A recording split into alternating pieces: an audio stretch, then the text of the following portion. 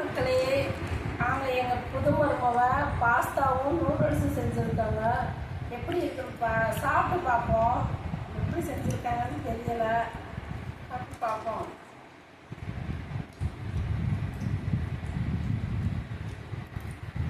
சுமாராக இருக்கு ஃப்ரெண்ட்ஸ். இதெல்லாம் சும்மா சொன்னேன். நல்லா தான் இருக்கு. கொஞ்சம் காரம் கொஞ்சம் தூக்கலாக இருக்குது. அம்மா அடுத்த வாட்டி காரம் கம்மியாக போட்டுக்கோ. எல்லாத்துக்கும் மண்டையே ஆட்டுது. நூடுல்ஸ் எப்படி இருக்கு சாப்பிட்டு பார்ப்போம்.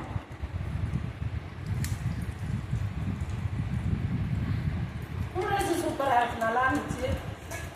இதுவும் நல்லா தான் இருக்குது. ஆனால் கொஞ்சம் காரம் மட்டும் கொஞ்சம் தூக்கலாக இருக்கும். காரம் வந்து கம்மியாக போட்டால் அது சூப்பராக தான் இருக்கும்.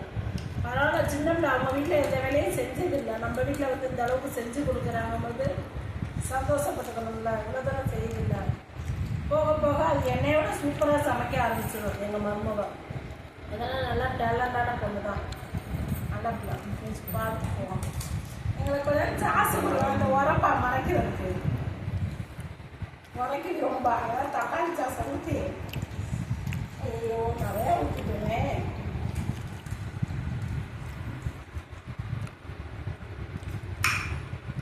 ரொம்ப வரைக்குது சாசை தொட்டு